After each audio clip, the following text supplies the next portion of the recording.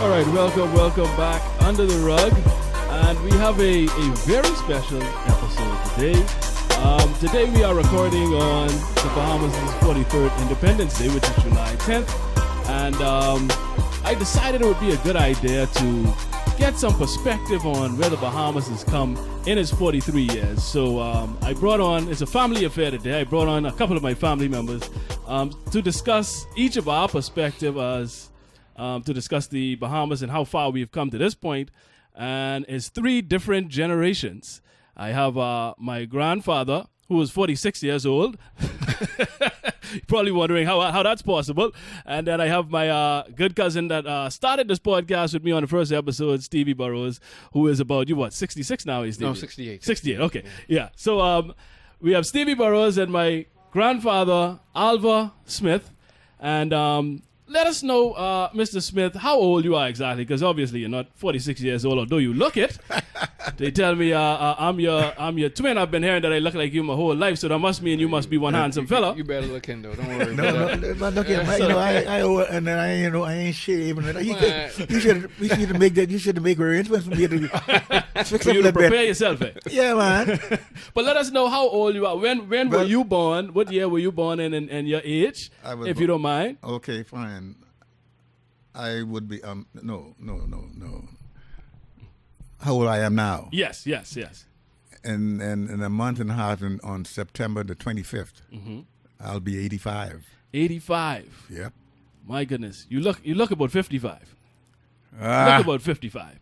no. I don't believe it. No, everybody tell me. Everybody I run into and I tell them my age. They can't believe it, man. It's hard to believe, even looking at you, See? man.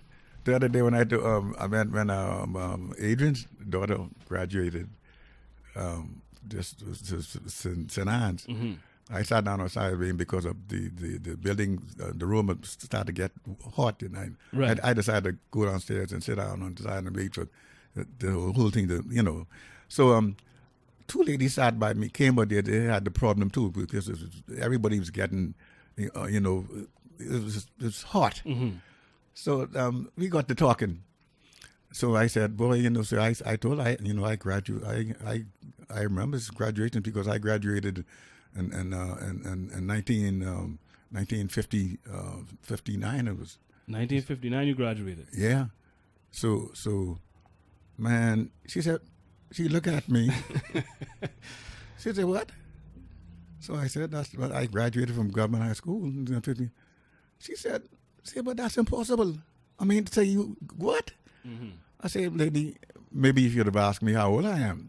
Right. She said, and when I told her I was just about 85, she couldn't believe it. Right. She said, you Mr. Smith, you got to be joking, so you can't be 85. And I said, yeah, well, I said, thank God for life. Yeah. You And know. Stevie, your age? You see? 49. 49. Yeah. So you just on that, almost hit the half-century mark. I almost hit the half century. You can see it, bro. all this, your beard nice and white. No, this dyed this color. Don't worry about it. See, died. But anyway, like I said, we want to discuss the Bahamas because I was born in 84. And obviously you have seen things that I can't imagine of seeing. And you as well, Stevie, have seen things that I probably can't imagine to have seen. But a lot of people my age feel as though the Bahamas has not made much progress to this point. Like a lot of us feel like we haven't moved. We're pretty stagnant, but some even feel as though we went backwards.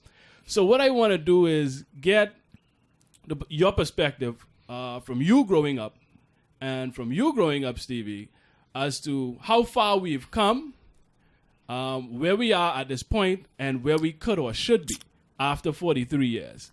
So we want to examine the growth of the country, mostly socially, because I don't think much of us, want to talk too much politics. I don't like to get into we politics. don't talk no politics. Yeah, so I like to get into the social aspect. So can you give us a rundown? Because I think earlier you were saying when you first moved to New Providence, you didn't even have electricity.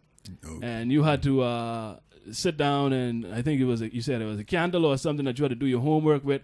Old style lamp. Yeah, so give us an idea of what it was like growing up in your era in the Bahamas. Well, let me see if I can go back a while here. when we moved from Nicholstown, and was where I was born, we moved to Georgetown, Exuma. My father was a teacher there for 9 years, and and I was just about 4.5, maybe 5 years old then. Right. But anyway, we stayed there we stayed in Georgetown for 9 years. In 1945, they moved my father to Port Howard. Okay. Now, meanwhile, I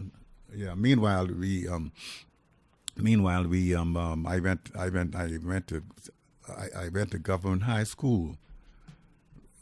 When we were moving, at that same time, I sat an examination for entry into government high school. Okay. I passed the exams, and I started government high school in 1946. And this is a different government high school. This isn't the government high school that we know today. No. Oh, no. Government high school. Because I hear older people refer to your government high school as the government high school. Government high school. It was an elite school then. Emphasis is put on the V because that's where all the I would say class people. The muckamucks. All of those people came from government high school. Yeah. Okay. The government high school was the school there. It was Right. It was a higher standard there. As far as education was concerned, Right. And I started there in 1946. Okay. And of course, and I was in Form 2. There were two parts of Form 2 because the group that moved there at that time was too large for one class. So they split the people who went at the same time I did into two classes. Class 1, Class A and Class B. I was in Class A. So I stayed in government high school for 3.5 years. Okay. And by that time, and by that time, I was good enough to sit 2 exams. I sat the junior exam. In those days, all of our exams used to come from London. The results. Yeah. Okay. And I sat the junior exam. I got that, and I started. As a matter of fact, I would like to make mention that when I entered government high school, L.O. Pinling was head boy, right? Was head boy. Head boy. Okay. Yeah. Okay. Were you in the same grade or was he? No, he was in the grade. He was a top. He was number one. This is senior student there. He was a prefect, and of course he was a head prefect. You see, and that's in. Let me see. Was Pinling. I'm trying to remember who's next to him. Anyway, he was the head boy, and I stayed long enough to get my. I sat the senior exam. I passed that too. You see, but then, meanwhile, my father was a teacher. Right. At the government high school? Or at a different school? While I was at the government high school, because, see, they moved him from Mangrove Key, Andres, and it was about they sent him to Port Howard, but then I moved the same time they moved from there, and I came to government high school. Okay. You see, so I spent about 3.5 years, but boy, let me tell you something. I never caused so much hell, and if I tell you that during those 3.5 years. I hate to say it, but my father was really not. I mean, he was a farmer really. He was a teacher, but he was a farmer because every island he went to, he opened up these farms and they were growing all kind of So, and boy, but I caught hell. How so? See, let me tell you something. When I moved here, I moved in his the house that he had bought years ago, right, on the corner of Farrington Road and Boyd Road, and I had to move in there. And let me tell you something. The the cheapest canned good you could buy at that time was sardines. Right. Okay? The cheapest thing you could buy was sardines. And I tell you, I ate more sardines that you could ever count, because I used to eat breakfast, sardine and grits, or little potato bread, we used to call it wabi. Wabi. Yeah. I ate sardine and grits for those 3.5 years for breakfast and so-called dinner. Right. And man, I couldn't even go to the movies, which only cost at that time. Oh, y'all had movies back then? Yeah, of course. Okay, You could go to the movies for $6 or something. See, I don't even know what that is. Sixpence. Yeah, and I couldn't find enough money to go to the movies.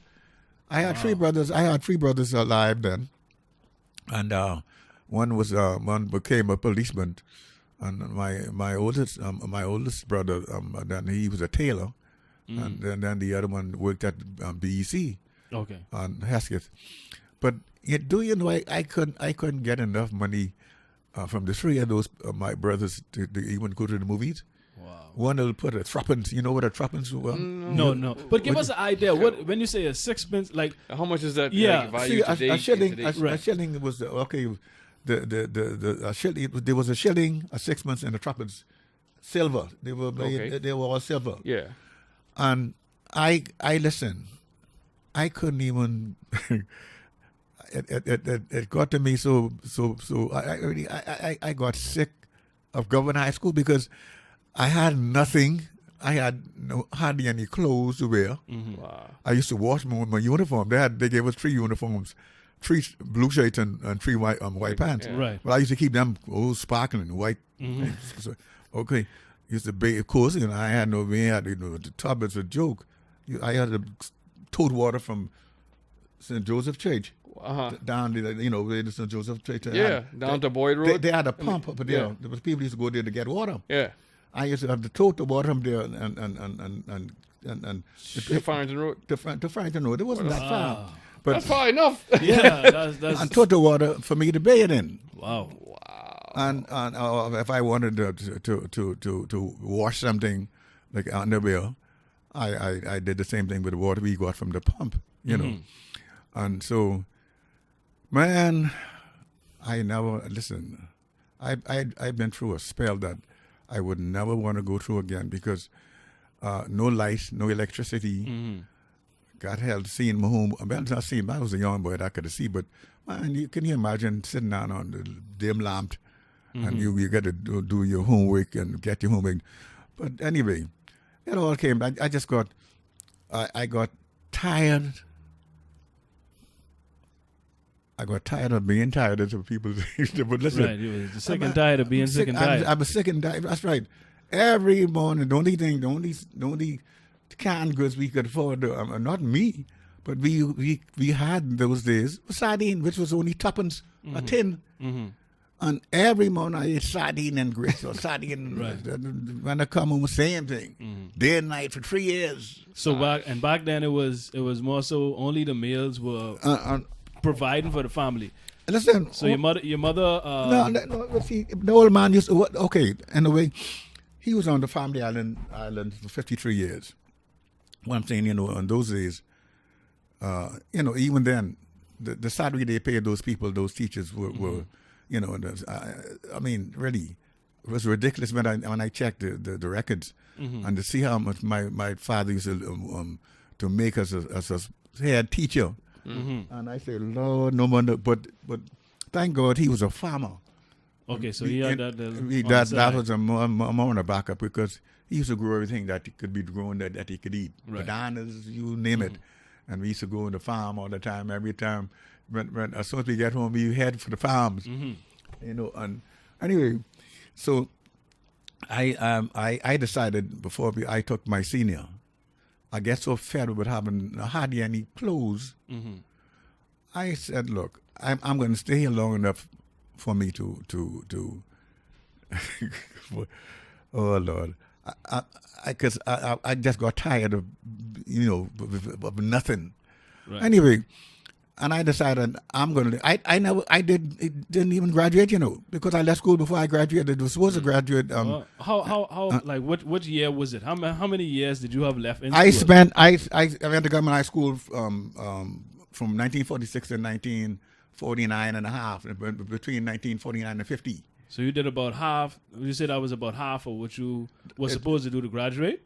No, but we were about to graduate. But I sat the senior.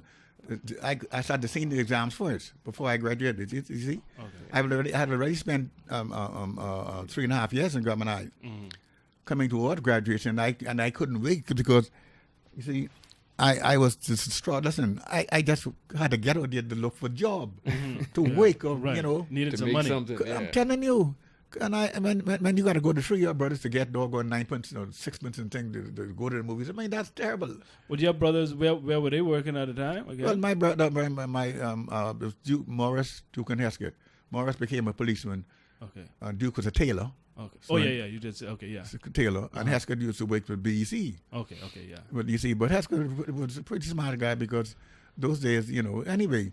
But I was broke all the time. I wanted to burn. Jesus, I got sick of that. And I decided to get out of government school. I took the exams first.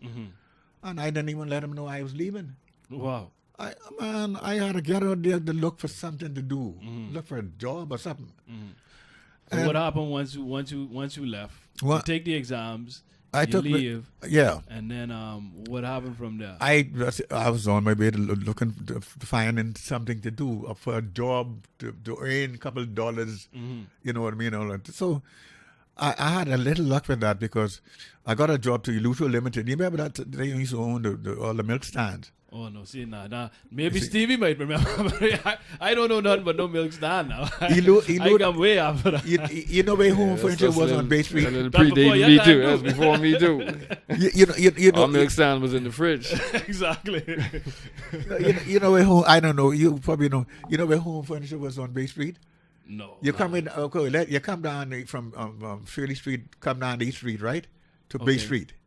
Right? When you get on the corner of Bay Street and East Street, Home Furniture was a big. They used to sell furniture. And, I ain't gonna remember. Around what time was this?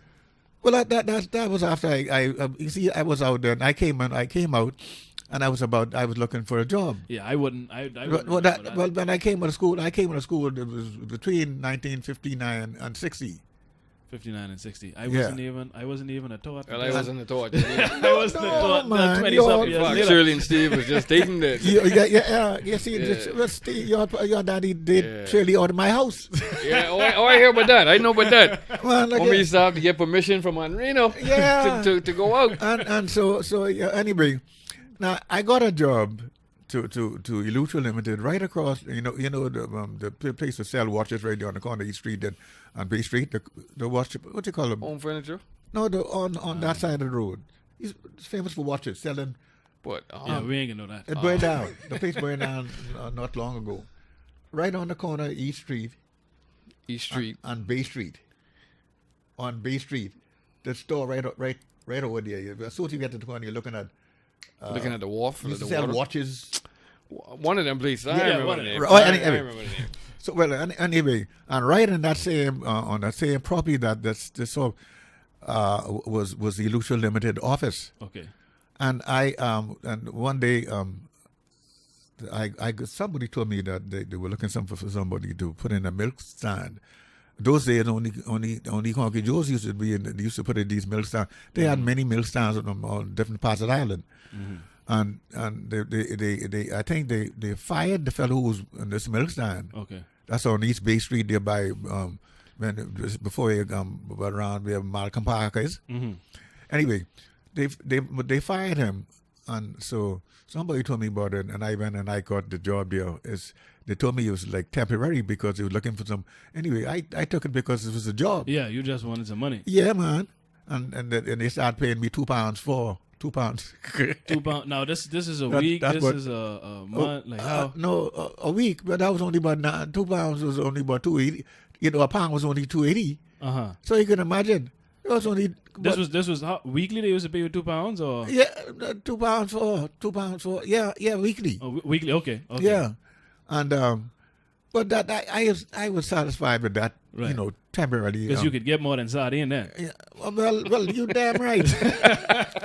But anyway, but wasn't long. What happened? The guy I replaced the fellow in the milk stand, and of course they once they put you there, you got to be responsible for the white milk, chocolate milk, eggs, ice cream. And boy, I did. Okay, so all kind of things. I did some crazy things, What crazy things? You got to tell us what that is now. You can't just skate around that. Let me tell you what I did. After I was there for about 2 weeks to this milk stand, I used to take those days the milk they sell were not in glass bottles, or it was paper bottles. You could even open it and close it back. Or like the little box. It's like what you get the Bordens. I think it was like the little box. You could open it. They were made out of paper. I mean, what am I saying? And so the devil came into my head. So now all these things now I met in the milk stand where I was responsible for. Right. For instance, like hard eggs. Uh-huh. If the eggs were to fall on the floor and break, all I had to do was put the shells in a cartoon and say carry down the office, and they would never debit me for that. You see, okay. It was an accident, you Right. know. So anyway, but look, I used to take, and then I didn't like white people. No, Oh, Lord. when I say I didn't like white people, no, they congregate people. Yeah, only it was a whole different. Yeah, but climate we could get into that why, because that may sound bad, but then we could get the backstory as to why you felt that way. Only congregate used to buy because black people then they used to come to that milk stand. I don't know why, but because of the location, I don't know. But more white people used to live on the eastern part of that, Right. Anyway, that's all I used to see coming there. Right. But what they used to sell a little jar, but that tall, with what you call heavy cream. Yeah. You probably heard about that. Yeah, they still around. So the devil get in my head, boy, you know what I did?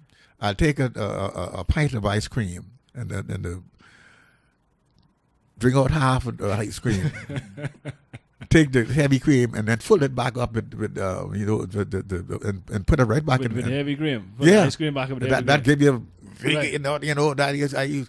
Oh, but that was the most expensive thing they had there. Wow. Anyway, so I did that a couple times and put the milk back in the way it's supposed to be. Mm-hmm. And I used to sell it just like that. What the people used to buy what they were buying was diamond water,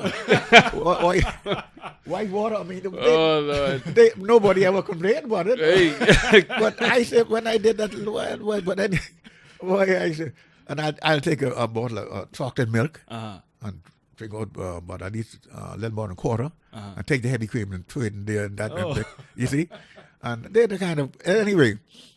It went off, went like that for a while. I remember, as I told you before, we never had electricity down there, right, on Friday Road. Mm-hmm. And I like a fool. I didn't remember that. I broke 2 cartons of eggs. Mm-hmm. Intentionally break them and full up one of the bottles with the raw eggs. Oh, Lord. Oh. And say, well, You sound like a professional cook, man. but forgetting that I got no electricity home. Oh, Lord. I had the fried eggs and I forgot all about that. I just did that for sure. So I didn't realize what I did until I go home and said, "Oh Jesus, I got these 24 eggs. Nowhere to put them. Ain't no fridge. ice box. Yeah, no ice fridge. box. Oh, boy. I said, well, I had to spoil quick. Yeah. I had to fry 24 eggs You had to eat all of them. and eat them. It made me sick. Boy, You ain't never do that again. no, man. I said, Lord. Anyway, Lord. they're the kind of, boy, look here. I said, Lord, I had to smile years after. And boy, but anyway, luck was following me. I mean, God was good to me because I met Mr. Amory, who used to sell typewriters. He had a typewriter business, Cy Amory. right there on Bay Street, on East Bay Street. And my brother Oscar, Most who people don't know what typewriters are today. No. no, You know that. so Oscar knew him, and so he told me to check Mr. Amory, or he might be able to help him. So I say, okay. I went to Mr. Amory, and I told him exactly, what I was up against and all that. I'm looking for work, and because the people to Lucia Limited, they used to pay anything, not really. So he said, now at that time, the Victoria Hotel was open. Where was the Victoria Hotel? Up on top, right opposite the main post office. 50 got on top there. Oh, okay. Right. You remember Royal Victoria? Yeah. Miss Underdunk, she used to manage it was a type of hotel. When you go at East Street and then across Shirley Street, and you remember Telecoms used to be right as you pass Shirley Street. He ain't gonna know. Yeah, I ain't gonna know. Remember, I born in '84, so this. Anyway, Miss Underdunk, she used to manage this. They never called it a hotel, but it was a place that you could get rooms and anyway, at that time she was managing the Victoria Hotel. Right. So Mr. Amory called Mrs. Underdunk. Said, look, I got a young chap just coming to school, and so he's looking for something to do, looking for work, and strangely enough, she said, well, they knew each other, like business people, and wouldn't you? She said he needs a job, something to do. So she said, send him up. So he said, okay, you go up. It wasn't far. The Victoria Hotel wasn't far. So you asked him, Mrs. Underdog. And so I went up there. And at that time, Bruce Rogers, you probably don't even remember him. No. He was the head of the boys there were 6 bellhops. He was their superintendent. He was their boss. And he used to carry people to the airport and carry them to the airport, bring them to the hotel. That was his job. He used to drive on these big limousine-looking, okay. And that was his job. But he was superintendent of service, they used to call it. So I went up there, and I walked in there. And so I run into him, and I said, I'm looking for Miss Underdog. So he showed me where his office was. So I went and I sat down. He said, "You, Mrs. Smith?" I said, "Yes." He said, and straight enough now, now at that time, of course, this happened. At that time, the hotels used to be open just for 6 months, and so they used to be open all year. Really? Yeah. Was there a particular reason why? Because of the tourist trade wasn't the season. Like wintertime was when the people would be down here. Yeah. But summertime is slow. Really? Yeah. Most tourists used to come during the wintertime. Right. Say between November and April. April. Right. Yeah, they used to go into or December, Yeah. January, February, March, April, then Then they right. Wow. That's not my time. That's just I read about it. Oh, okay. Yeah.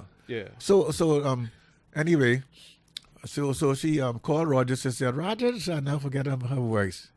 Rogers. Yes, ma'am. I want you, Mr. Smith. I want you take him on with your crowd. There were 6 bellhops used to work on shifts.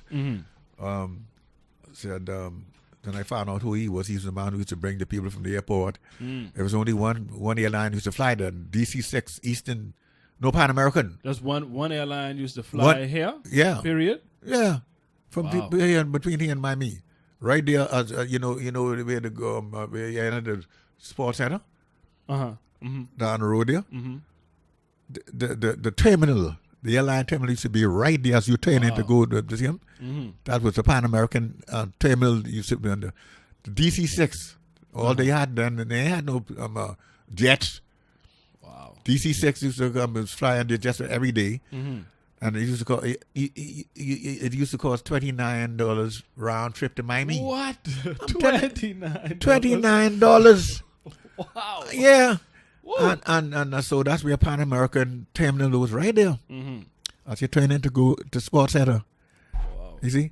And anyway, so I am I stayed there.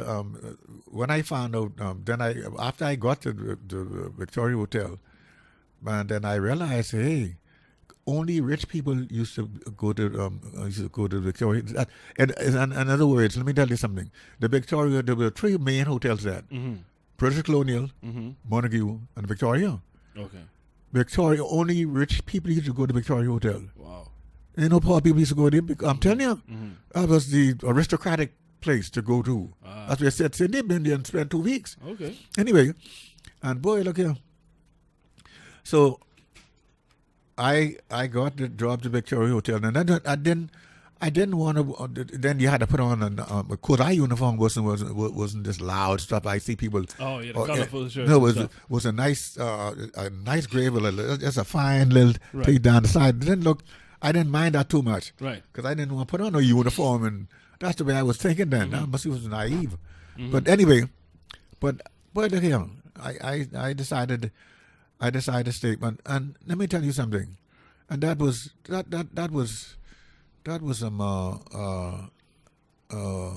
what year I joined. I started in 1950. 1950. To I've been there until 1956 really. To the hotel, Royal Victoria. Yeah. Okay. That's when I joined, and I been the customs after that. But I've been there for 6 years. But listen, I was wrong, but for thinking. But I started to make money to that hotel. I didn't know it was like that. You know, you get anytime you carry people's bags up to the rooms, or they call from the bar for ice water or a drink, and we were there to do that. Right. And every time you do that, you're gonna get a tip. Yeah. Some people tip you more than some, and all that kind of thing. I remember Sir Walter, not Sir Walter, what's the name of the rich Englishman? I couldn't figure that out. Where he what's the name of the rich? He used to come to Victoria Hotel, and he owned a bay house right now from the Victoria Hotel on the left side. Okay. He was an Englishman. Yet he used to come here to Nassau and come to Victoria Hotel. I used to, really? Yeah. And he have a house. Yeah, I used to wonder about that. Right down the street where the bank is right now, as you walk from where the and the government house, the road that takes you right into government. He had a big mansion there. What's his name? Anyway.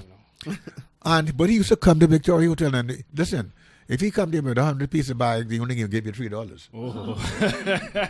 You see? So he was one of the cheap ones. Well, that's how he was. Listen, and if you only come with one piece, he can give you $3.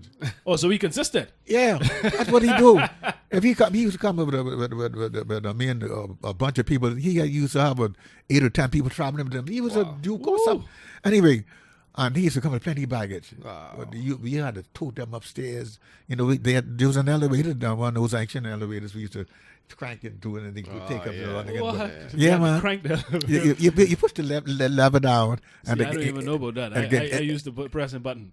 No, it wasn't. No, it was a lever then. You do the lever one side, the elevator take you up to the first second, the second floor. I only see them on TV. Yeah. And so anyway. I had 6 years, but boy, listen, I was so glad that I took that job. Yeah. Man, let me tell you something. The first day I worked there as a bellhop, I carried home $47. Oh Lord, that's plenty money back then, and that's a day. Only money, yes. Woo, that's a lot then. I'm telling you, man, that's the only rich people used to come to Victoria Hotel. Wow. People who after that they turn on the pay now and fly now and pay later. Everybody who could you get tickets, you could credit your way. Wow. And but that wasn't like that. Only people with money used to come to Victoria Hotel. Mm-hmm. Man, look here. And so things was good then. You start feeling yourself after you making all this money. But I did something. I was so good. When I got up the first shift.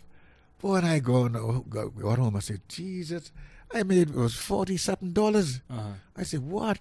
This is just the way this thing. And I stayed there for 6 years, so you know. And boy, look, I did the right move. I made the right move then. Although but listen, man, I was able in no time flat. I was able to buy doggone. I was able to go down Bay Street to Sands. Used to sell clothing. One more, right by where BEC used to be on the where the strong market is now. Yeah, right around that area. And I spent $300 there one day buying clothes. What? Boy, I don't even spend. Well, look here. I don't even spend $300 these days on clothes. Things got so good. It changed my life altogether. Yeah, that was a life changer. And my life has changed all around because for some reason I got lucky. Because I even started going to the racetrack. Way back there. And listen, I caught the biggest. I know, the architect. They made a song of it. Who? Pat Ramin. Pat Ramin. Yeah. I can tell you why he made it. Come on, number 4. But let me tell you something. Yeah. One month I went to work. When you walk in the front door of Victoria Hotel, the stairs, they're mahogany stairs. Right. Been in there from 1857. Wow. But it's still strong. Right. But it was one side, the two sides, both sides to take you up the upstairs to carry baggage, Right. Well, one morning I got to work. Right at the room we used to change in, was right under these the steps. It's like a little room maybe you had to change. Yeah. I went to work this morning, and boy, look here. Only God knows. I started sweeping, brushing up because that's where you hang your own clothes before you go in there. And all of a sudden, a ticket fell from somebody stuck a ticket, racetrack ticket. Okay, what you buy on the racetrack. I don't know where it fell down as I was sweeping, and fell right in front of me on the floor. I say, what the hell? I didn't see where the damn racetrack, the ticket where it came from, but it fell. And this is the God's truth. Yeah. So I pick it up, and I said. It had the race. It was 6 and 4. Only, course, 6 and 4 became the daily double came. You had to win 2 races, but when the first after a while. But just one ticket fell in front of me. You had 64 on it, and I say, and that day was racetrack day. That's it. Listen now, I'm telling you, Miss Stevie Christiansen said, "I've got it." But listen, I don't know where. But listen, I don't know where that came from, but it fell down as I was sweeping out. Yeah. Miss Douglas Sorry, husband used to be one of the stewards on the racetrack who would tell you when the jockey mess up on the horse or somebody do something while riding. Husband who. And she used to own the gift shop right around the corner from where we used to change. You see, so I wondered, but I said, so I said, wait a minute, that was racetrack day. I went around there. I said, Miss Sorry, I said, would you mind buying me a ticket? See, she used to go with her husband on there. See, yeah. I said, would you mind buying me a ticket on the racetrack? She said, I'll be glad to. So one ticket was $10 then, 10 shillings. Yeah. $1.50 was 10. Okay, I gave her a pound. I said, Miss Sorry, I want you to buy me 2 pieces of 6 and 4. I ain't gotta work no more. But listen, now just like that. That sounds like a song. That is from a song. The architect made a song. I can tell you now. Yeah. So I gave it to, I said, Miss Sorry, I want you to buy me those for me. She said, go gladly, Smitty. Everybody used to call me Smitty. And I gave her a pound to buy 2 pieces of 6 and 4 and a double. You see? So I left. About 4 o'clock, it was on that afternoon shift. The phone rang. It was pinned to tell me, Smitty, telephone. So I got the telephone. When I picked the telephone, she said, Smith, this voice said, Smitty, you said you won. I said, what's this? She said, this is Miss Sorry. I said, I said, I even forget how you give the money. Wow. She said, you said you won, you caught the daily double. Wow. I said, yes. So I said, yeah. So I said, well, so how much it paid? When she said it paid 309. Listen, No, $290 pounds then. Wow. That was pound. When she said 279 pounds, I hang up on her. That takes listen. I didn't even. As soon as she said 200, I slammed the phone down because when she saw me late that evening, she said, "Why did you hang up on me?" I said, "I'm sorry, but I couldn't even wait to hear the daily number." You hear enough. Boy, look here. You hear 200. That's enough. Listen, and my brother. Let me tell you something. And she brought that money to me that evening. Now to give us an idea of how much 200 pounds is in that day. Like how much was for a piece of property? Right, what could you get? I mean, right. Let us know how much 200 pounds was, because the pound then was $2.80. Right. Okay. And what could you get? What could you get with that in those days? With multiply that by $2. Yeah, but I collect 280 pounds. Okay. Okay. But how much was a piece of land back then? Well, you could have.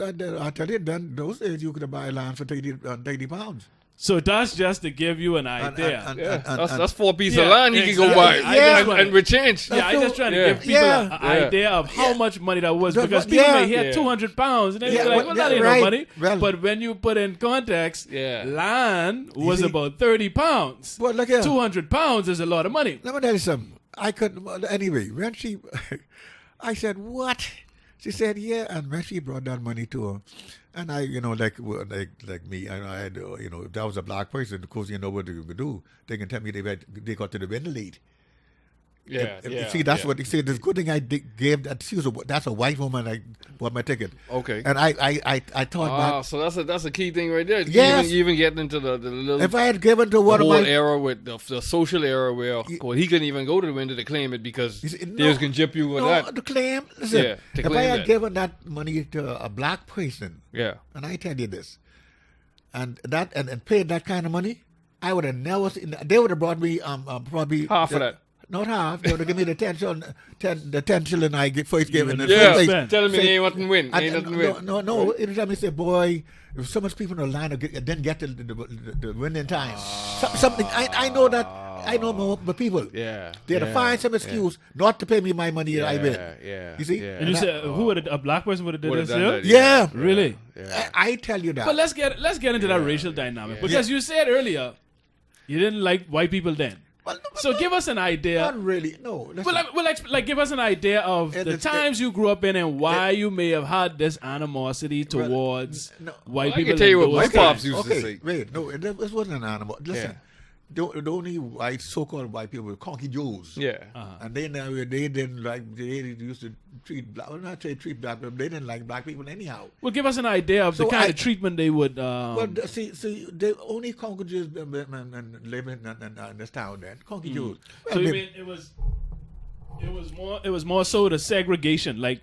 You couldn't go in certain areas at this time. Okay, you know where Palmdale, where all the businesses in Palmdale now. Right. Yeah. Listen, ain't no black people used to live in that. Only white Conky Joes who had the fairly nice homes and stuff, who had businesses. But you listen, ain't no black people live in the Palmdale, at all. Mm-hmm. And so I figured they didn't think much about us, because some don't want to speak to you, because so that's why I said this now. I don't like Conky Joe, because they never used to. Really, anyway, we couldn't. That's why I didn't say I hate them.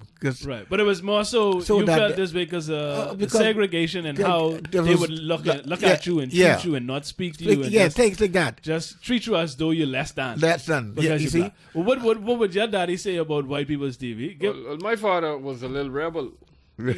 Steve was a little thuggish. He used to live in Peardale, and he come from Eleuthera, and he's like, he said, man, when he was about 17, he used to be walking around with homemade guns. So we used to ask him, what do you make gun for? He said, I make the gun so I can kill white people. What? He sound like the extreme one. Well, see, I mean, he was mad that, when he was living in Eleuthera, all the little Conky Joe kids used to call his mother Frida by her name. Yeah. But he had to call their mother Mrs. Thompson. Right. Or Mr. Thompson. He said, well, why can't I call their mommy by her first name? Because the white kids, they call my mommy by her first name. Okay. So he had a little he had the whole thing with the whole social aspect of it. From a child, it used to bother him. Yeah, man. So that that's was Steve, because that's why him and Steve and his daddy couldn't get along. Him and his daddy couldn't get along. Steve, your pa. my grandfather. Yeah. So my grandfather thought he was white. Oh, really? Yeah. But he only thought he was white. He Well, light skinned with that little funny hair. Yeah. Yeah.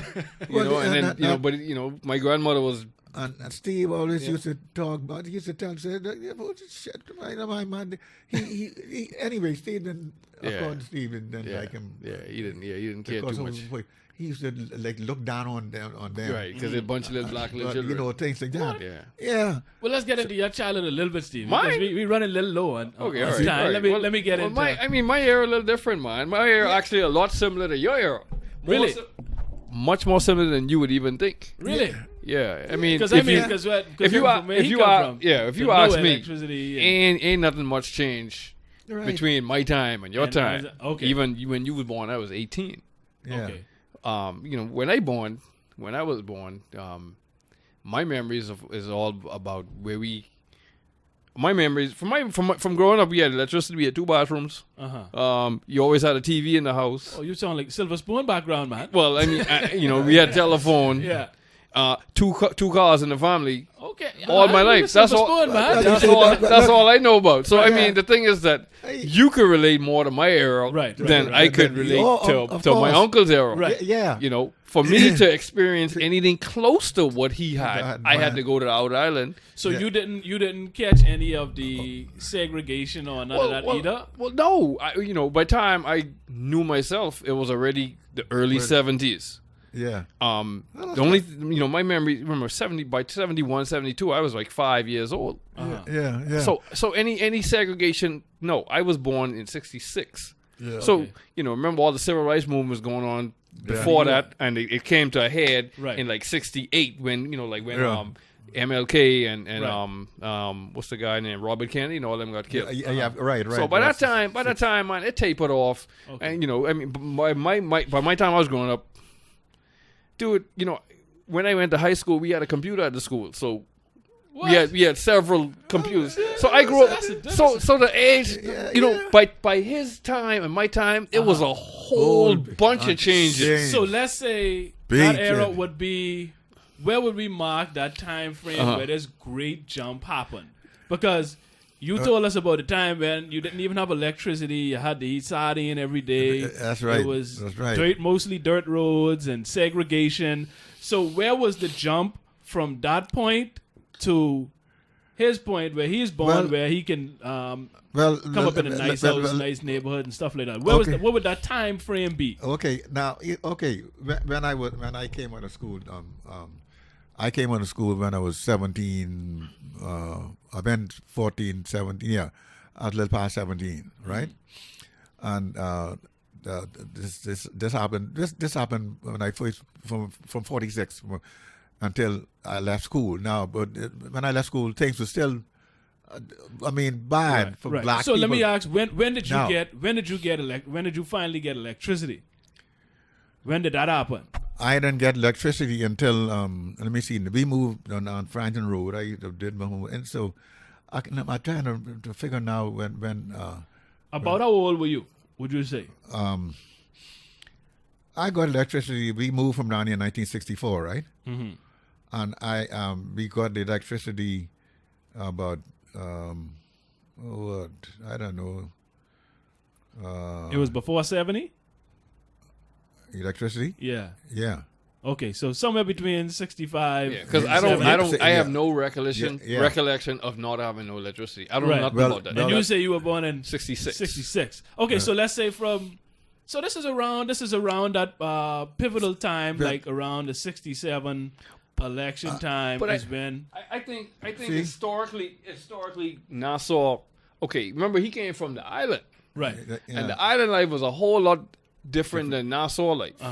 You gonna have pockets. You had pockets in Nassau. You had the rich pockets. You had the little suburban areas where most of the little Conky Joes lived. Yeah. Then you had the early Coconut Grove areas where and Engliston and Baintown, where the blacks were settling in the 30s, 40s, and 50s. Okay. Right. So I mean, I think a lot of them, I think a lot of changes came when tourism became a huge thing. And that's why they always give Stafford Sands the exactly. And which time frame was this? It's like 57, 58. Right, around that in the 50s when Stafford Sands was king of the road. I mean, him and all the Christies and Sahari Oaks and all them was around. What's his name too? The dude who got killed. Was it Sahari Oaks who got killed? Yeah, because he built golf courses. Down all them things. West, So I mean, like the change started to the money started to trickle in after all of these things got into place, where tourist cruise ships used to come into the harbor then. You see, and then they started overnighting. The Cable Beach Strip wasn't around yet. Not really. And Paradise Island we didn't get the bridge till 67. That's when the bridge came 67. over. Yeah. Okay. So I mean, 67 once the bridge came in and the Holiday Inn was built. Right, and then the big hotel, the Paradise Island Hotel was owned by another rich man, but he I forget how. Anyway, the Paradise Island, the first one. Yeah, was built in 67. What's the name of the? He was one of millionaires. I can't anyway, remember the names. But it was. But he changed the name to Paradise Island because it was Hog Island. Hog Island. Hog Island. So I mean, I think that's when the big jump came, when the money just started trickling in. Right. Yeah. And then people come in from the islands. They go to high school here. And then you know, so that's when a lot of the social change came. Right. And then you know, BEC was already online, but Telco was already online. Yeah. So most homes by the late 60s, early 70s had electricity and phones, a phone. You know, I grew up with one TV in the house. Of course, it was black and white. You know, but you know, by 1975, you know, we had a color TV with a remote. Right. Well, I listen. Remember y'all had the big satellites and all that? Well, that's here. Yeah. But I was talking about before we moved from down Brandon Road. Yeah. We had black and white TV over there and stuff, black and white, but no color. But we used to watch all my sisters used to watch some of those daytime programs used to come all my children and other ways around from then. Yeah, man. Yeah, man. I grew up with Unwin and Shirley watching them, man. Yeah, shit. Yeah, listen. Then anyway, as I said, all of this before we moved from down there in 1960. We moved from 64 because Patrick was just a baby. No, not Patrick. Adrian was born in 67, 68. But Patrick was 4 years old then. Okay. Patrick was 4 years old then. He was a little boy then. But then, anyway, I can't remember exactly, but we got electricity before we moved from Farrington Road. You see? But then you had to put in some sixpence or something. Anyway, to keep it on and all that. So you was paying it, putting it in a little... Put it in a little box there. Like a meter. Like a meter. Oh, that makes sense. They should have them today. You see? Well, I heard somebody mention that it would be good for the people like you see? Struggling to pay their bill now and don't have power, like if they bought similar system. Yeah, we had to play. They should bring them back. Yeah, well, anyway. I didn't even know they existed. Yeah, man. It's a little box you put your coins in. And the little box, it was there right on the porch there and stuff. Anyway, but of course, after we moved from there, that's in 64. See, what I really trying to get to the bottom of, because it seems like there was a window where there was a huge jump, like where there was a lot of progress within this window, and then it just became stagnant after that period. So I trying to put a timeline on this period and as to so I can examine what really made all of this progress and why we haven't been able to continue that progress this day and age. Because like you say, it isn't much change from your era to my era. Right. And you about 20 years older than me. Right. You understand? Yeah. So that's kind of odd. That's the sad part right there, that's the because sad part. I'm trying to because there was figure that out. it was a huge increase in everything. Right. From back in Uncle Alva's day, Yeah, leading up to my day. It Right. was huge. Yeah, I mean, yeah, it was yeah. like people was progressing. Right. Yeah, Everything was because- moving forward, man. because Even the people was getting smarter. They going off to Right. school, coming back, And yada, coming yada. and going, working in banks yeah, and yeah. you see So all that. There was see, a huge leap. before that area. See, I could see one thing. Staffordshire, you hear about Staffordshire Right. who on the money. He has a lot to do with tourism. Right. Yeah. He was and but as soon as as soon as the PLP took over in 1968, he damn the whole thing. He Yeah, left. he Oh, gone. really? Yeah. He just picked He up and put left. himself in exile. He went to Put Spain. himself not to Spain. Really? Go Yeah. to Spain. He left. He couldn't live along among no black people right. then, and Right. who He had didn't want blacks governing him. governing him. Oh, wow. Who's supposed to have had all the powers then? Rest was shifted to the PLP, Really? the black people. Yeah. Nobody, black people used to work in the Royal Bank. Uh-huh. Not a one. They had 4 black people, and they used to ride motor bicycles. Messengers, Messengers. Yeah. They don't even. They had 3 of them, and everybody who worked in the Royal Bank. Of course, the Nova Scotia came in right up not long after, but Royal Bank and another bank, Barclays. Yeah. They were the 2 main banks in our sort. But as soon as the PLP, then Milo Butler them, they changed all of that. Black people start, they start going to school and no time dog, and they could find a white person in the Royal Bank. Wow. I mean, And this was in the late 60s? Early 70s? Yeah, and must be in the 70s. No, the late 60s. Yeah, a lot of it came during the late 60s. 60s. Yeah. They changed a whole lot of things. Milo Butler, them. Listen, Yeah, man. the 60s was a pivotal era, man. Yeah, that's what I'm saying. And that's what it seems like. It really started from the 60s. You see, you could go. You could go on Bayfree, go eat. Wow. Man, And this was restaurant before- been on Bayfree. You couldn't. A couple of restaurants been on Bayfree. No black people could go there to eat. And this was as recent as, would you say, early 60s or in more of the 50s? No, that was early 60s. That's after. Okay, the PLP took over in 1960. 67. 67, 68, okay? By 75, I guess. But after the PLP took over, everything changed then. Everything. People could get jobs. Yeah, Where they where couldn't they get could, before. right. You could go to eat where you They go to, couldn't. you could go to eat when you could go to the Savoy Theater. And that's really recent. I mean, as recent as you late couldn't go 60s, to early the Savoy 70s? Theater before that. Uh-huh. I mean, listen. So the PL, that's why I hear a lot of people talking about the PLP. They ain't no damn good. They do this. But listen, I can tell you right now, Pen was they did a lot of good for these black people. They changed the whole thing. Yeah, they around. did. Because he used to handpick and groom young fellas. yes. And, hey, you go. You got to go be a doctor. Go do something. Exactly. Come, you got to be a see, lawyer. but We yet- need accountants. We need, it's like he started to fill spots. Sportsman. And he would send the guys, hey, man, you need to specialize. Telling Come on, you, go do this. and no we time- need dentists. We need this. We need that. And no time flat, the bank with the bank was full of Yeah. black people. Yeah. He had vision. That's what we're trying to say. But then it only went wrong, and after this, and right past it, he been in power for about what 20 years, 25, I think. 25 years. Yeah. Right after that, everything started to Go downhill for him. go down. Now, you think it's after the 25 or was it before that? No, it wasn't. It was after. Before that, everything went well. Everything you could Sure? get. Yeah, well, man, listen. No, I mean, everything. I know I hear some other. But Well, I think, the thing is, people can have different perspectives. Yeah. Because, I got a different view on it. What's your view what I on learned. it? Well, I mean, Where do you feel it went wrong within the PLP range? I ain't gonna say the PLP because I ain't gonna limit it to them. Yeah. Because not limited to I can them, say but- I can say I think all right.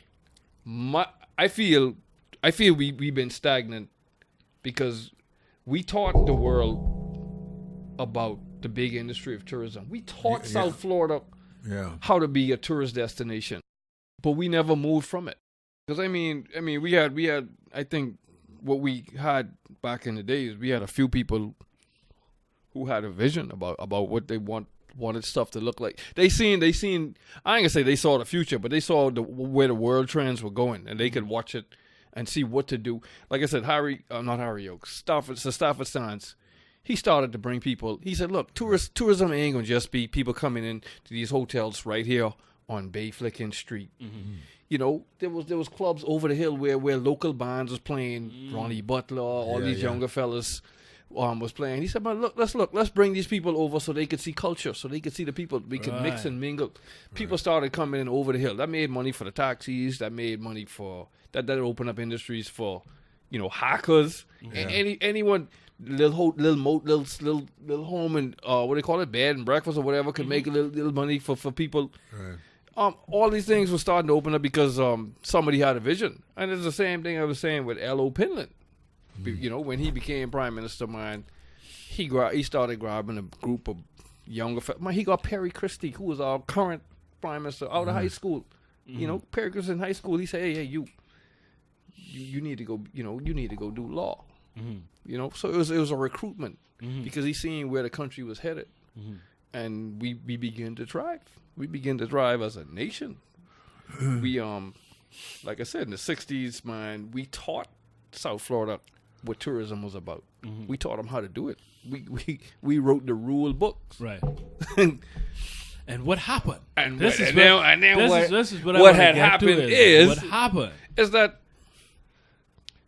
a different culture came in. Now, this is my opinion, Uncle Alva. Yeah. My opinion is what happened was in the 70s, mid-70s, early 80s, there was this thing called drug trafficking. To me, that changed a lot of the mentality of the people because money became easy to make. Okay. You didn't have to, you didn't have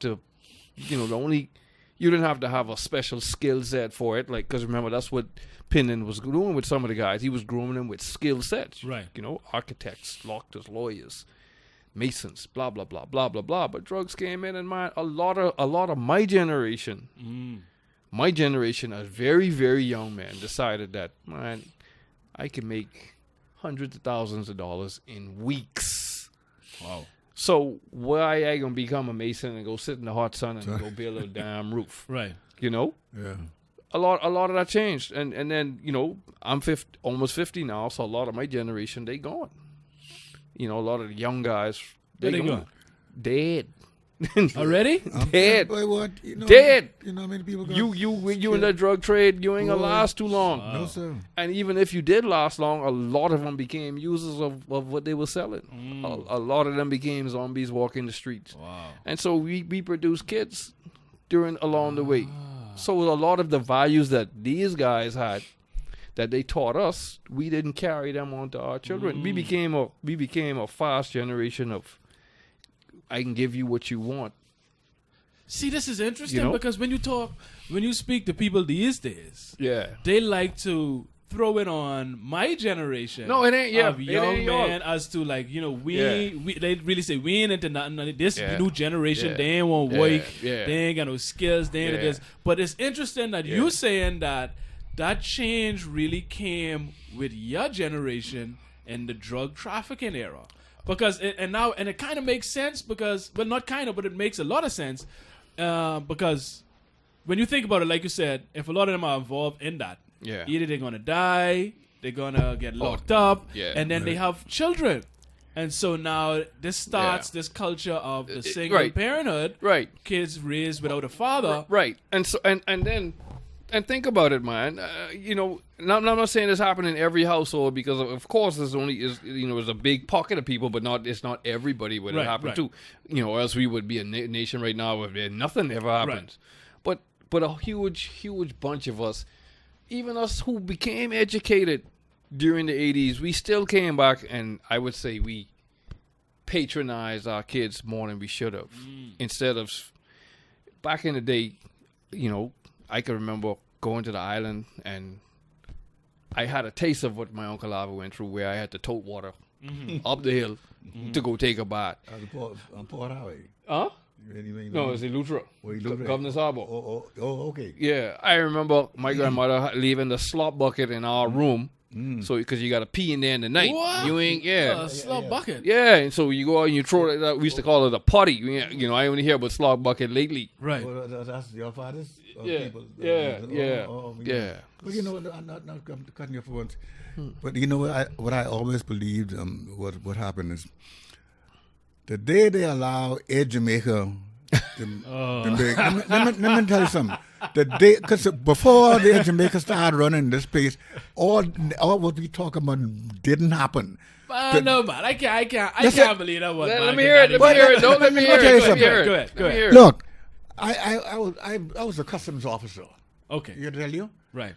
And not until the listen, we never dealt with drugs and stuff, and not until Jamaica started making daily flights to this place. We never had any problems with no drugs. Hardly. What year did Jamaica start coming in here? I can't remember what year, but as soon as Jamaica started making daily flights this country, marijuana and then of course the harder stuff start pouring into this place. You know what I tell you? And people hiding and getting them hidden all over the place.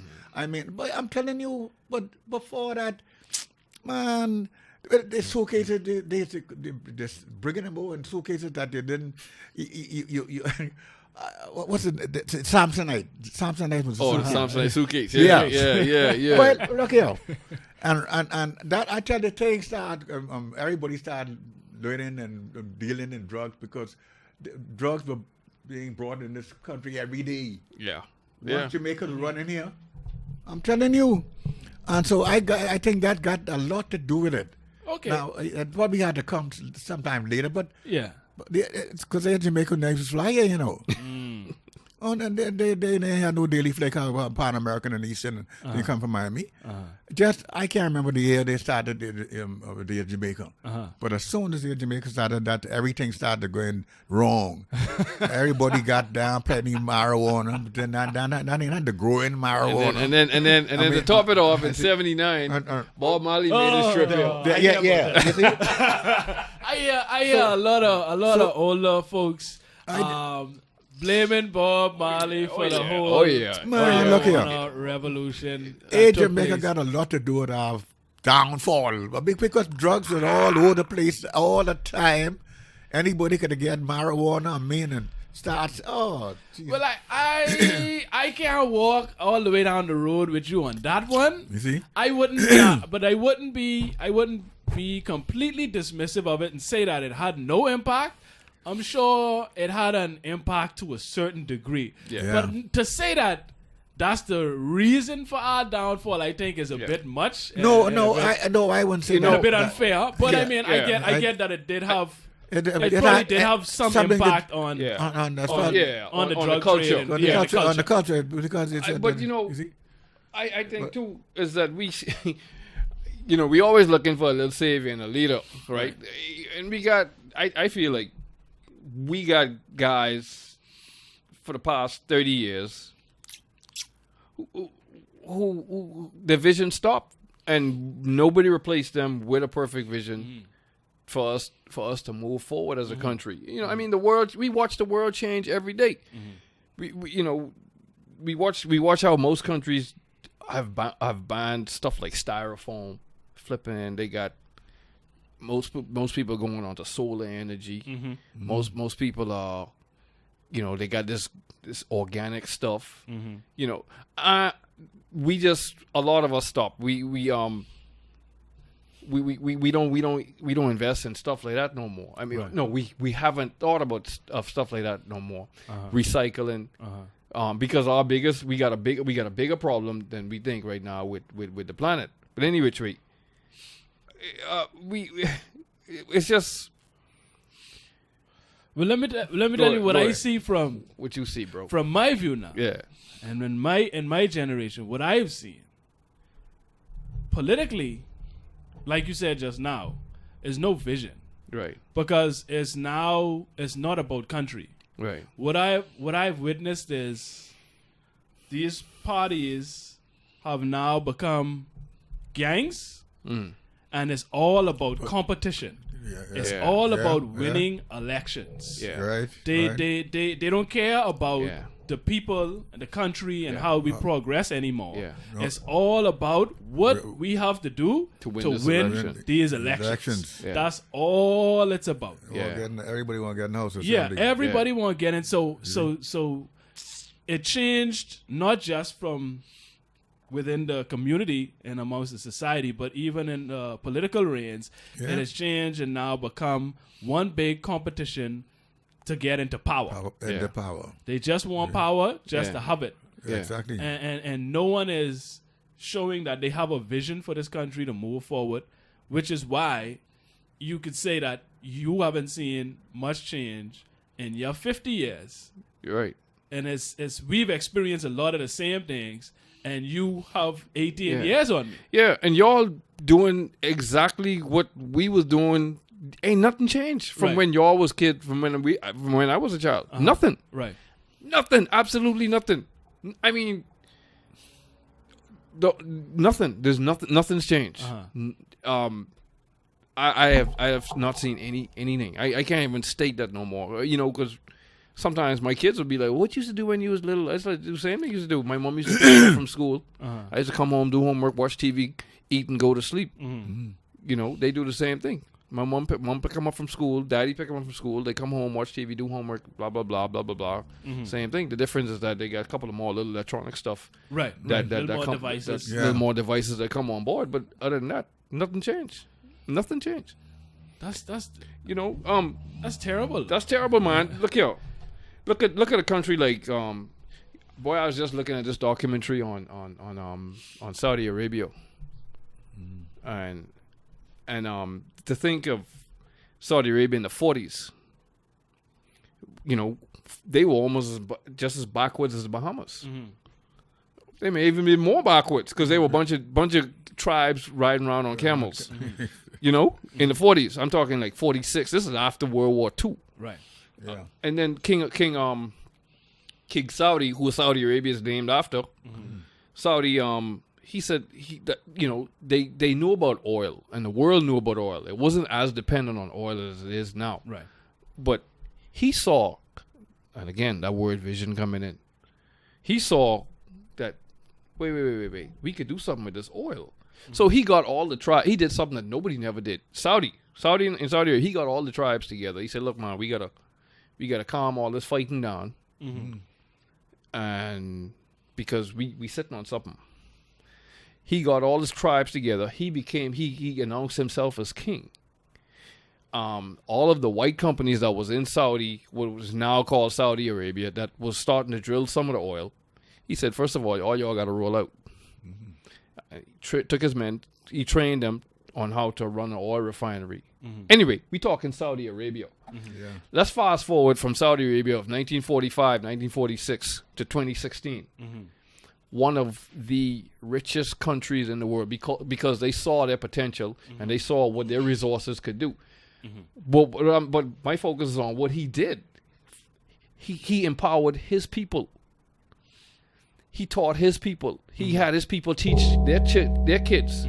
Their kids and their kids' kids are now reaping the benefits of what these people with a vision did, and they continue to do.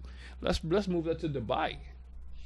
Dubai. I'm just talking because we talking about from we trying to parallel how is it in the Bahamas where we ain't moving. Right, where we haven't grown.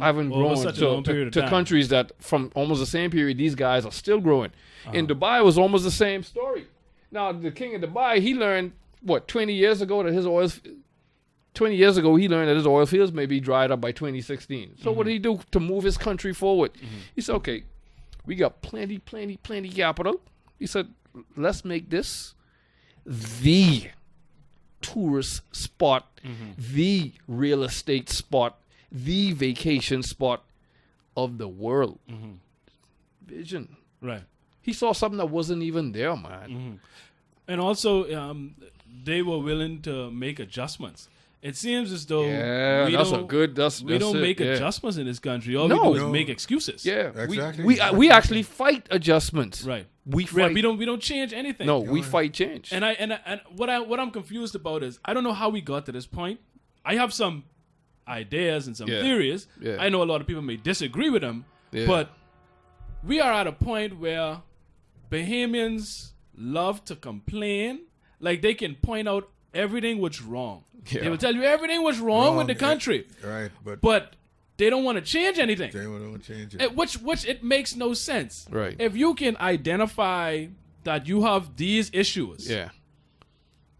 But then when someone comes with a drastic change or some big changes to implement to address these issues, you push back against those changes. Yeah. So what is it that you really want? Do you really just want to complain? Or do you really want to fix the issues? Yeah, that's like 14 of y'all sitting in the house and it's raining on your head. Uh-huh. And so one of the guys in the room gonna say, "Hey man, why don't we just go fix the roof?" Right.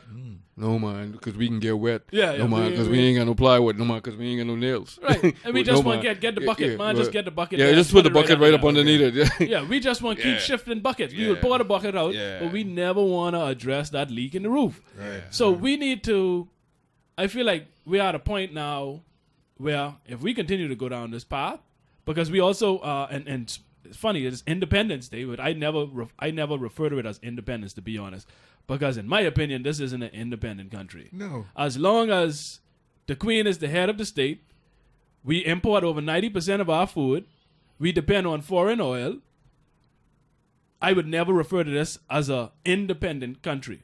And as long as we have to borrow to pay our bills. Yeah. I don't see nothing independent about that. That's not independence. That's what I wonder. Why I use the word independent? We're not independent because even as simple as people, making decisions in Bahamas whether to kill somebody or whether whether to do that. I didn't know we had to depend on England to do all these things. The Privy Council, The Privy Council. Every little damn thing they got to send to the Privy Council. Yeah. We don't even, Uncle Alva, we don't even own our own airspace. That's right. So what do we? Our what do we? airspace, What do over we 7,000 feet, though. The United States as the government owns our airspace. Right. I'm telling you. And they charge us if we fly Really? over and use it. But they got Our airspace. But we independent. But they got that straightened out the other day, I think. They worked on it. No, sir. The airspace. No, sir. No, sir. They Still the same. still the same. So Still the with same. all that, I'm just saying, and this Yeah. is why I don't really refer Yeah. to us as an independent nation, because I don't see any area. I could be wrong, and someone could feel free to correct me if I'm wrong. No. But I don't see any area where we are truly independent. So there are some things that I think, some fundamental things that I think we need to adjust in this country. And like I said, a lot of people may not agree with them, but this is what I see, because I look at what we do, and I think it's safe to say that it's not been working. Yeah. After all of this time, what we have been doing to this point, I think it's safe to say that it hasn't been Yeah, working. I think we need to shake up the box, man. So we need to change we need to change a lot of aspects of our culture. Yeah. And one of those aspects would be our dependency on others, mainly politicians, policymakers. Because every time you speak to a Bahamian, it's, oh, well, this politician that, and this politician this, and this politician that. We always point fingers at somebody else. So what we have to start doing is we need to create a culture of accountability and responsibility, where we take responsibility for our actions, hold ourselves accountable for our actions, and only then can you then make the necessary adjustments to fix those things. You will never change anything if you don't feel like you're responsible for it. Yeah. You will always pass it on to somebody else. Yeah. So we continue to play hot potato in this country and pass it on to somebody else. Yeah. Well, we don't want that. But that's what I'm saying. Yeah. We scared of that. Right. We scared of a renegade government. We'll probably kill them if they come in. But that's the thing. We won't even get that. We wouldn't even get to that point because they wouldn't even vote for somebody who won't change. And that's what I had. I had a discussion with somebody before. We think we want it, man. But that's what we think. We like the idea. We like the dream. Yeah. We have become a population that just that falls in love with ideas and these imaginary things. But when it comes to doing the work to put them in place, nobody wants to sign up. No. You understand? Yeah. So we have to change this culture. Yeah. And you spoke about it earlier.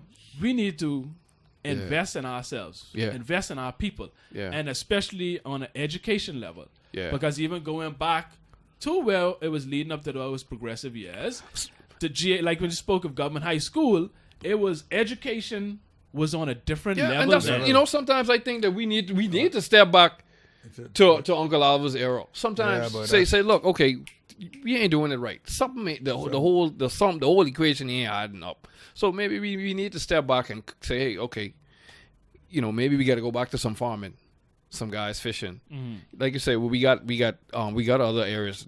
People always mention the aragonite. Yeah. We got the salt mines. Uh-huh. We got the sand that they make glass out of. Maybe we need to get into those things. I'm not saying okay. Maybe we don't have to go back to just make growing tomatoes, but there's other stuff. There's many things. There's other things. I mean, as simple as energy. Simple as energy. Simple as energy. We complaining now about all this hot sun we got. It's hot. Yeah. Instead, we harness all of this hot sun to create energy. Because that hot sun ain't going nowhere. No, that sun ain't going nowhere. So we got that big energy ball out in space that we could use to generate energy, but we ain't touching it. No. And it's all on the back of greed. And we scared. All on greed. And we scared to touch it because of that. Because you look at who owns... boy want to know, what in it for me? Yeah, but that's the thing. And this is why government is never going to push forward that initiative, because the people that really pulls the strings, the money people behind the scenes, they have the interest in the oil, and this is where they make the bulk of their money. Yeah. So you think they're going to implement alternative means? You think anyone's going to take money out of their own pocket? Yeah. So we can't sit back and wait for those people to do it. We, as a population, have to advocate for it and make sure these things are implemented. We are 350 to 400,000 people. Yeah. There are 38 people in the House of Assembly. Yeah. How in the world is it that we continue to allow less than 40 people run us into the ground, and all we do is sit there and point at them and complain? Yeah. It makes no sense. Yeah. We are insane. Yeah, well, and we can do it again. We are completely insane. We are insane, man. We nuts. We nuts. Well, I want to argue you. I mean, because you see, the election is almost here now, right? Less than a year away. Now, what you can do, re-elect a whole new set of people to do what we just talking about. Right, but I'm glad you asked that, because that's not where the change is going to come. You see, that's not where the change is going to come. The problem isn't in the House of Assembly, because those people are just a direct representation of what our society is. They are a mirror of us. Yeah. So we have to change ourselves first, because the way we are and the way we think, we will never elect the right people. No. We will continue the same perpetual cycle of electing the same people over and over and over again. That's what it seems happening now. Perry Christie has been there for 40 years and brags about Hubert Ingram been there for 40 years. It's like these guys are Edison, there Key, all these fellas, and we're going to continue to do it because of our mentality. Yeah. You see, we are, and I know people may not like it, but we are not a very educated society. No. And I'm not just talking about the sciences, maths. I'm talking about in terms of critical thinking. Yeah.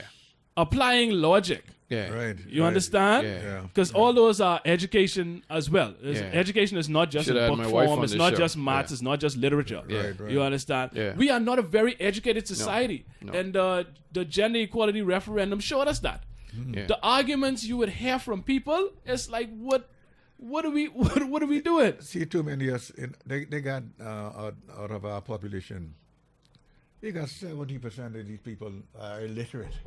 Yeah. Almost who are in because they don't know. They don't know what to do. They don't know what to say. Right. I'm telling you. And then they got this one bunch of people who's screwing up everything. Yeah. But what could you do about it? And the people who got to go vote. And the thing is, they'll go right back there and put the PLP people. Tell me something. What do you think about that boy who was making a bunch of noise? Which one? A lot of them make a bunch of noise now. You got to be specific. Them two fellas who had their own election and they lost, and then you mean Wells and Rollins? Yeah, them two. Christie took them on them. Okay. See what they came back there. They figured they must was coming and hoping to take over.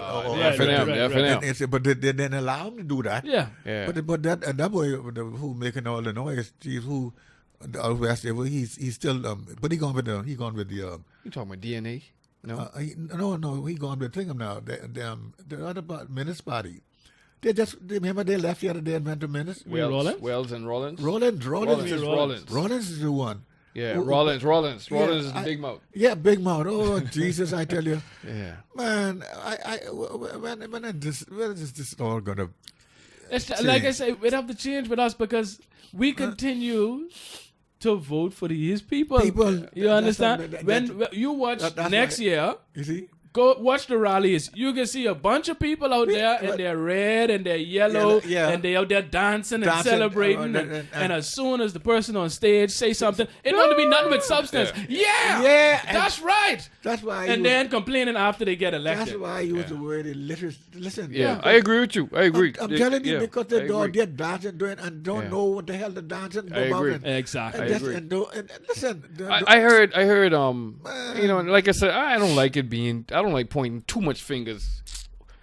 You know what? I point fingers at all of the political parties because to me they all stupid. Yeah. But they interviewed this lady in Mason's Edition. Man, she live in some shabby conditions, and we know who her representative is. So they asked her, "Are you gonna vote again for Perry Christie if he runs for your?" She said, "Well, I mean, I done been voting for him for all this time." Yeah. I see what I mean. So her thing is, I mean, I might as well vote for him again. I don't understand. Right? I'm like, okay, like you like a woman who lived with a husband who's tear you up every day. Beat you up and you know. So what you gonna? You can go back and get some more cut up from him again. Right. Well, he been cutting my hair up all this time. Might as well get one more slap. Ain't gonna hurt. Right. Yeah. That's exactly what it is. Like we become so accustomed to abuse that Bahamians hate change so much. Yeah. That they would rather settle for known abuse. Abuse that they know and are familiar with over the unknown. Yeah. Which is insane to me. It's amazing to me getting back to, I like history. Right. Getting back to 67, that was all these guys was young fellas then. Mm-hmm. Yep. And they rallied around a young dude who was like, let's take this country somewhere.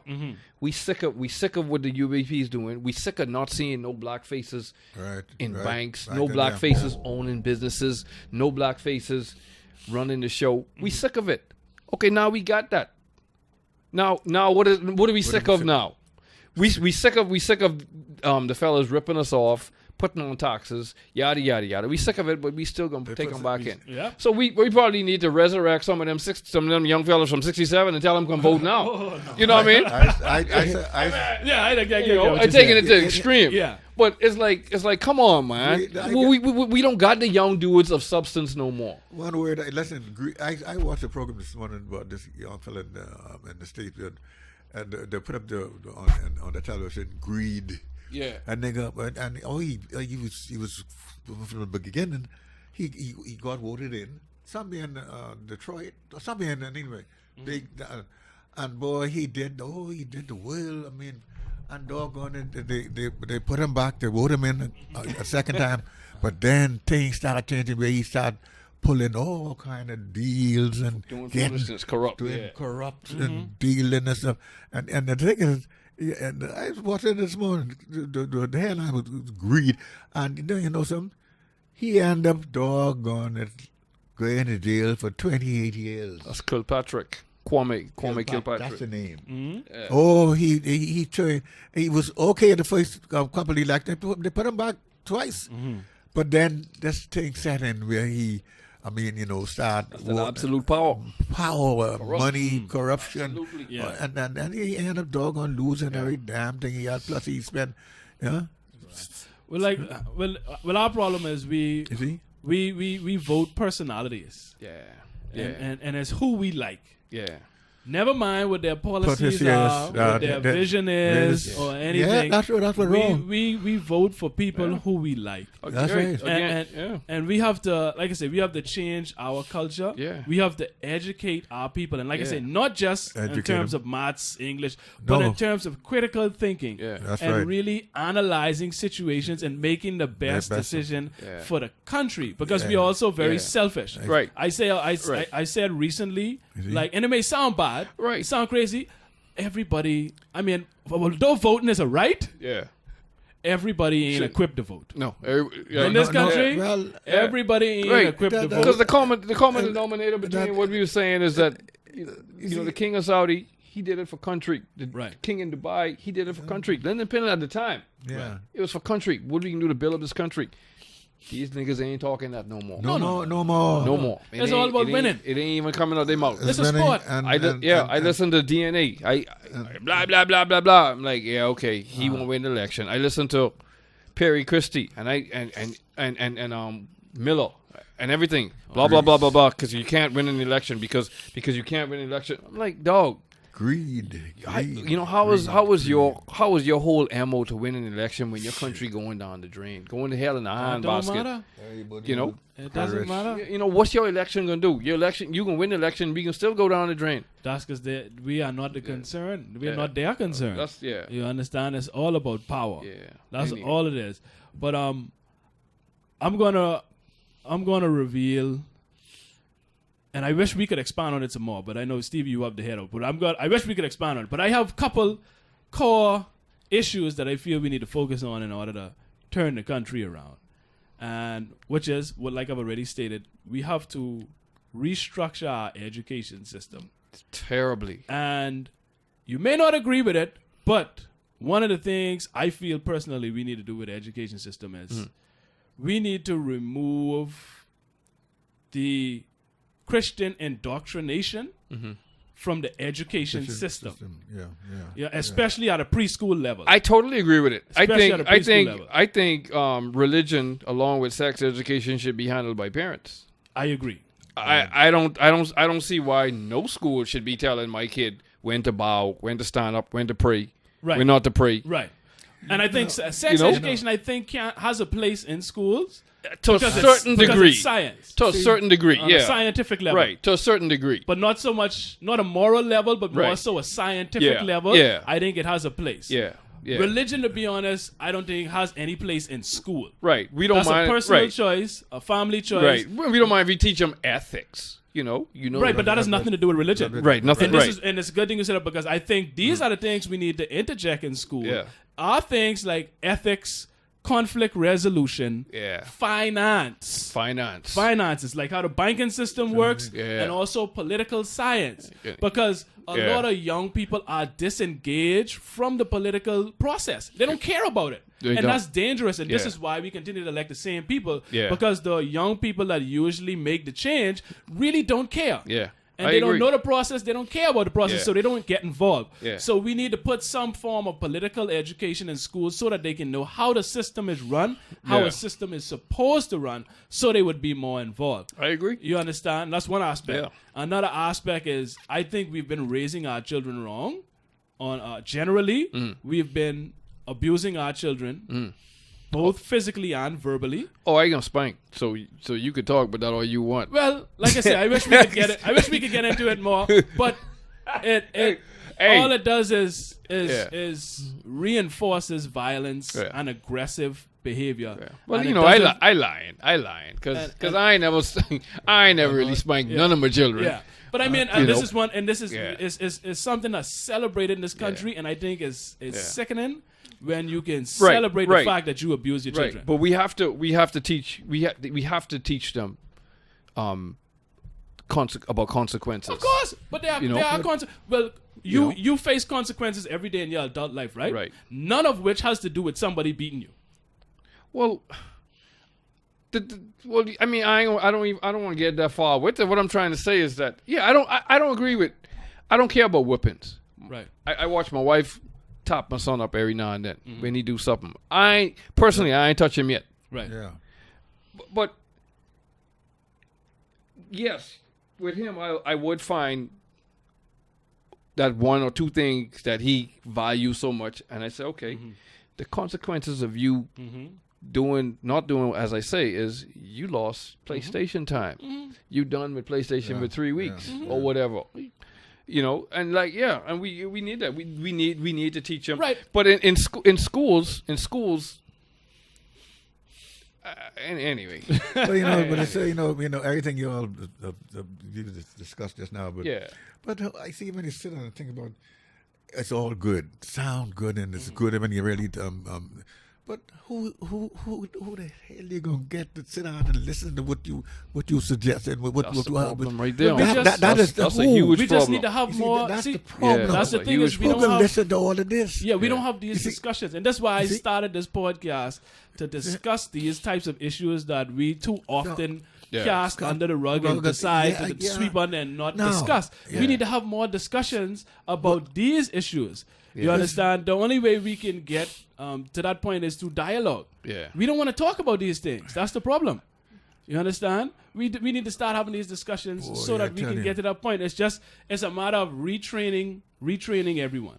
You have to unlearn a lot of the stuff. A lot of the stuff we learn, because I'm still constantly retraining myself. Yeah. A lot of us got need. Yeah, it's big. It's a major job. But to me, that's the only way we can get this country to where it could be and should be. Because I think we all can agree after 43 years, and I don't think any of us would use the excuse which people like to use, which is, we only 43 years, we're a young country, blah blah blah. I'm like, yeah, but come on, after 43, come on, the world is a different place. Right. Yeah. We don't have to, the United States became a nation when 1776, right?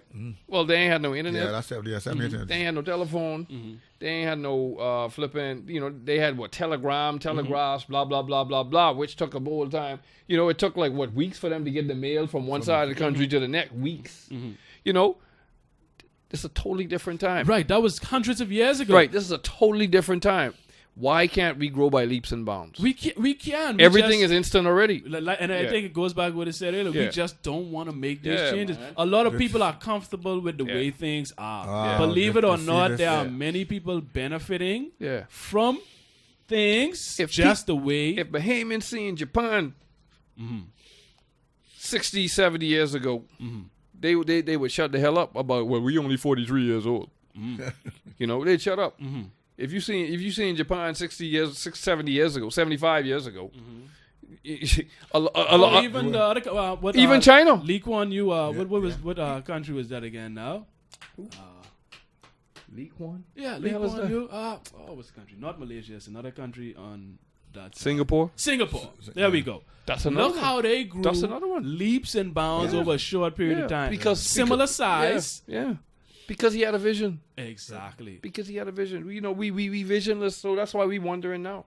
I mean, when I say wonder, we just walking around aimless.